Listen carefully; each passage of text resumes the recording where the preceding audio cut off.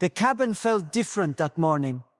When Martha swept the dust from her father's old rifle, hanging above the mantel, something about the way the shadows clung to it made her pause, broom in hand, watching how the weak sunlight seemed to avoid that corner entirely. She'd been feeling it for weeks now, this heaviness that settled over the homestead like fog rolling down from the mountains, thick and suffocating.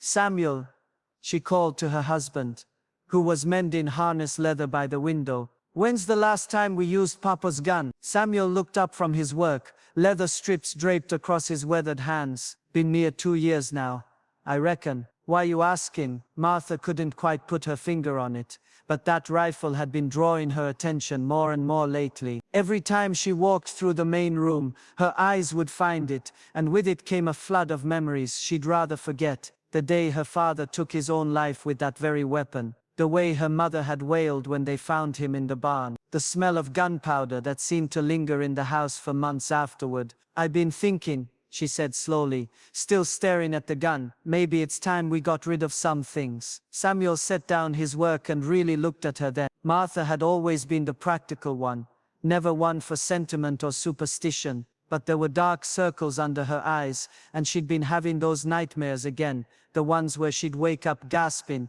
and clutching at shadows. "What kind of things?" Martha walked over to the rifle and touched the barrel gently. It was cold, colder than it should have been in the warmth of the morning sun. "Things that carry too much weight, too much sorrow." It had started 3 months ago, when their youngest boy Tommy had taken sick with the fever. Martha had nursed him day and night, using every remedy she knew, every prayer she could remember. But the boy had slipped away on a Tuesday morning, just as the first frost was touching the grass. Since then the house felt different, darker, like the grief had settled into the very walls and wouldn't let go. Samuel came to stand beside her, his calloused hand covering hers on the rifle stock. "You think getting rid of Papa's gun is gonna bring Tommy back?" "No," Martha whispered, tears threatening to spill. "But I think holding on to it might be keeping us from healing." She wasn't just talking about the rifle, and they both knew it. Tommy's wooden toys still sat in the corner where he'd left them. His small boots were still by the door. His favorite quilt was still folded at the foot of the bed they'd shared. Martha had been unable to move any of it, as if touching his things would make his death real in a way she wasn't ready to accept.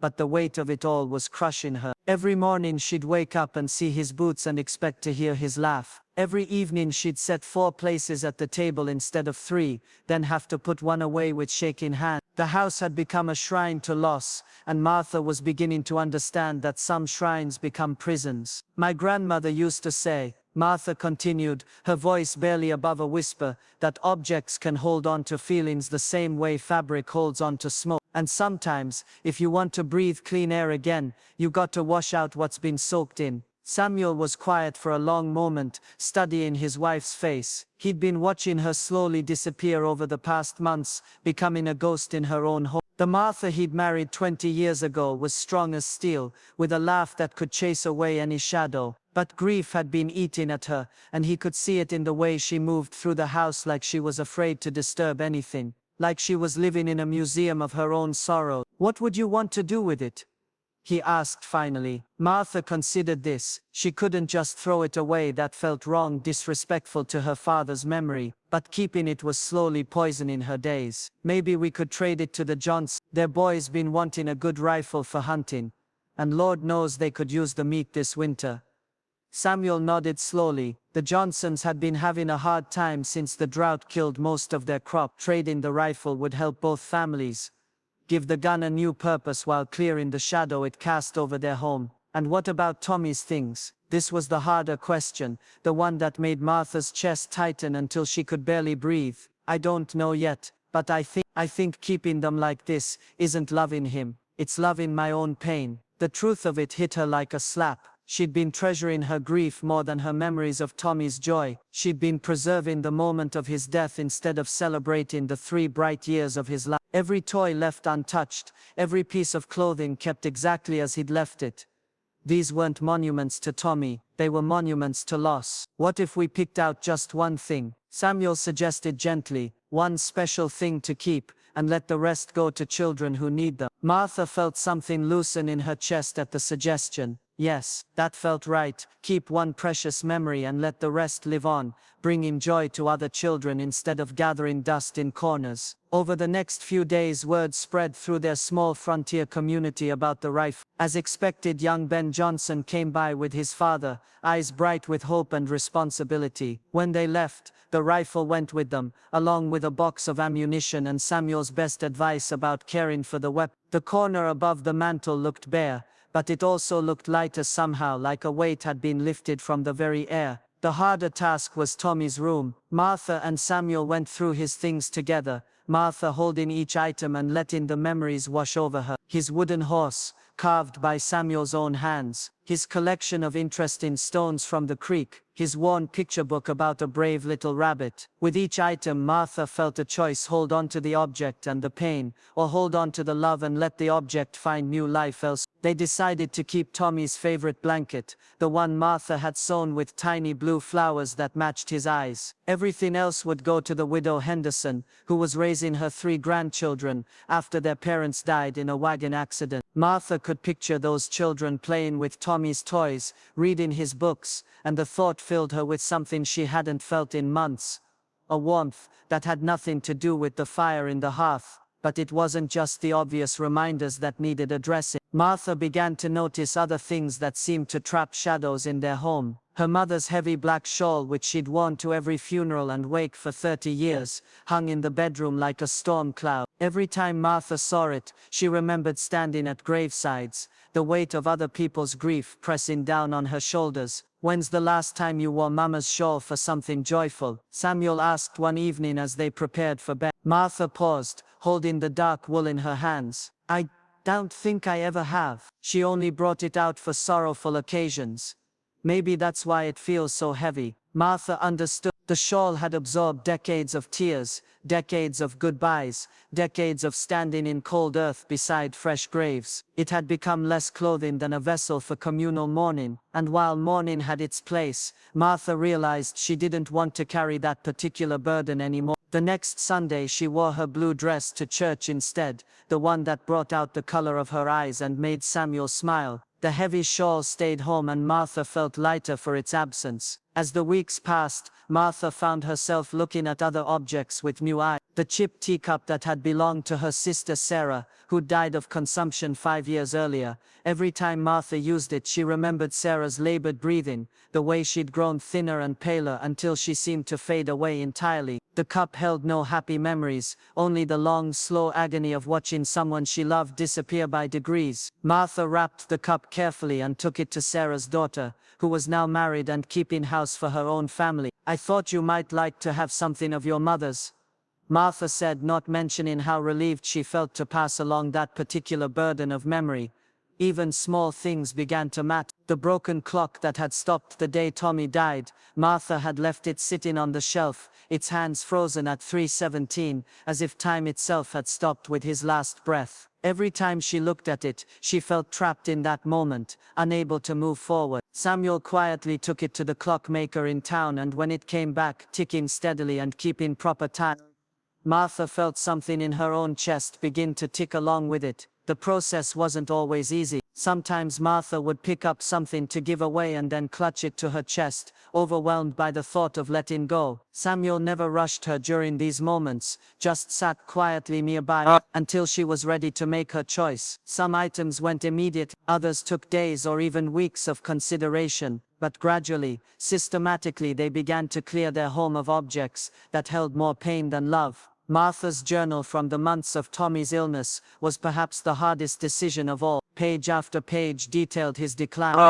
her desperate attempts to help him, her growing fear and helplessness. Reading it was like reliving those awful weeks, and yet she'd been unable to throw it away, as if doing so would somehow dishonor the depth of her love for her son. "You know," Samuel said one evening as Martha sat with the journal in her lap, "love isn't measured by how much we suffer. Sometimes the most loving thing is to stop suffering." Martha looked at him, really looked at him, and saw the wisdom that had drawn her to him all those years ago. He was right. Tommy wouldn't want his memory to be a source of constant pain. He'd been a joyful child, full of laughter and wonder. Preserving her agony wasn't preserving him, it was preserving everything he hadn't been. That night, Martha carried the journal to the fire and watched the pages curl and blacken. With each page that burned, she felt lighter, as if the smoke carrying away her written pain was also carrying away the weight she'd been dragging around her shoulders like a stone. The transformation of their home was gradual, but unmistakable. Rooms that had felt heavy and oppressive began to feel peaceful. Sunlight seemed to reach into corners that had been dark for months. Martha found herself humming while she worked, something she hadn't done since before Tommy's illness. Samuel caught her dancing a little as she swept the kitchen floor one morning,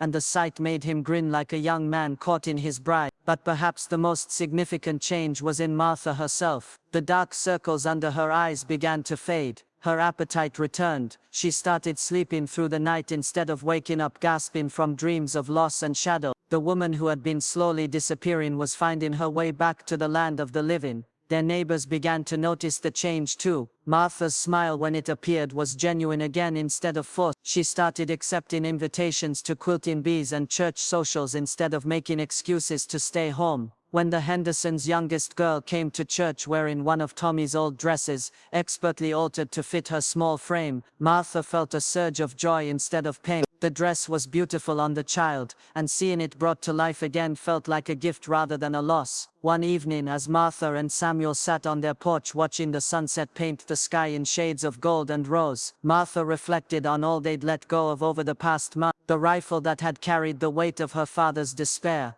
The toys that had become altars to loss rather than celebrations of joy, the clothes that held the scent of sickness and sorrow, the broken clock that had tried to stop time itself. "Do you miss any of?" Samuel asked, as if reading her thoughts. Martha considered this carefully. Did she miss Tommy? Every day, with an ache that would probably never fully heal. But did she miss the shrine of sorrow she'd built around his memory? Did she miss the heavy weight of objects that held more pain than love? "No," she said finally, and was surprised by how certain she sounded. "I don't miss the weight of it. I don't miss feeling like I was drowning in my own house." She looked around at their home, which now felt like a place where people lived rather than a place where people mourned. The spaces left by removed objects had been filled with light, with air, with the possibility of new memory. Tommy's empty room had become a sewing room where Martha could work on projects for the church and the community. The corner where the rifle had hung now held a small bouquet of wildflowers that Samuel brought her each week. "I think," Martha said slowly, "I was confusing holding on to things with holding on to love. But love isn't in things. Love is in the heart,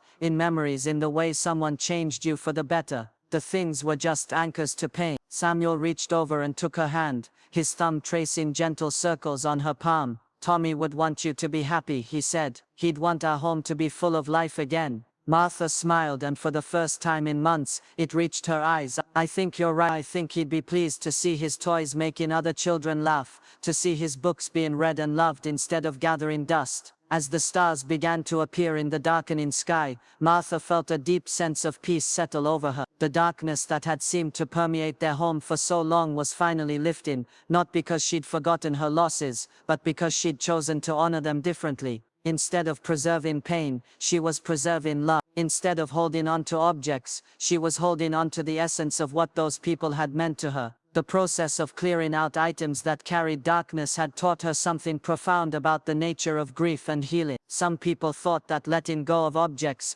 meant letting go of memories, but Martha had discovered the opposite was true. When she was no longer weighed down by physical reminders of loss, her mind was free to remember the joy, the laughter. When she wasn't constantly confronted by objects that triggered pain, she could choose when and how to remember, could focus on the best parts instead of the worst moment. Over the following months, other families in their community began to seek out Martha's advice when they were struggling with their own dark season. She would listen to their stories and gently suggest that sometimes healing required making space in their homes, space in their hearts, space in their daily lives for light to enter again. Martha never told anyone they had to get rid of anything, but she would share her own story, how the weight of certain objects had been holding her prisoner in her own grief, how letting them go had allowed her to breathe again. Some listened and began their own process of clearing out dark. Others weren't ready, and Martha understood that too. Healing couldn't be rushed or forced.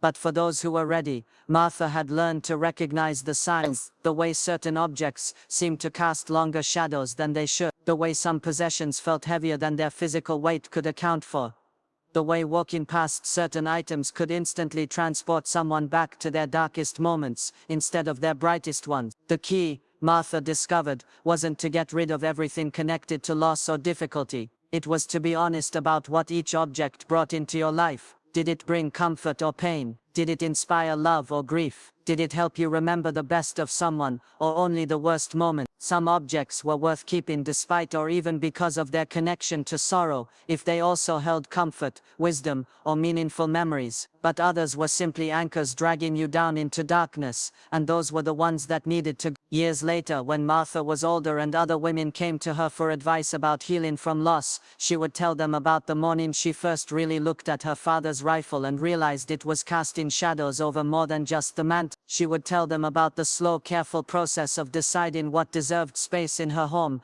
and what was simply taking up room that belonged to light and life. And she would always end by saying that sometimes the most loving thing you can do for someone's memory is to stop letting their death overshadow their life, to stop preserving pain when you could be celebrating love. The darkness that had once filled their home never completely returned, because Martha had learned to recognize it early and address it before it could take root. She had learned that homes, like hearts, could become repositories for joy or sorrow, depending on what you chose to keep and what you chose to release. And in the end, that choice, the choice to remove the items that brought darkness and make space for light, was what transformed not just their house, but their entire approach to living, loving, and letting go.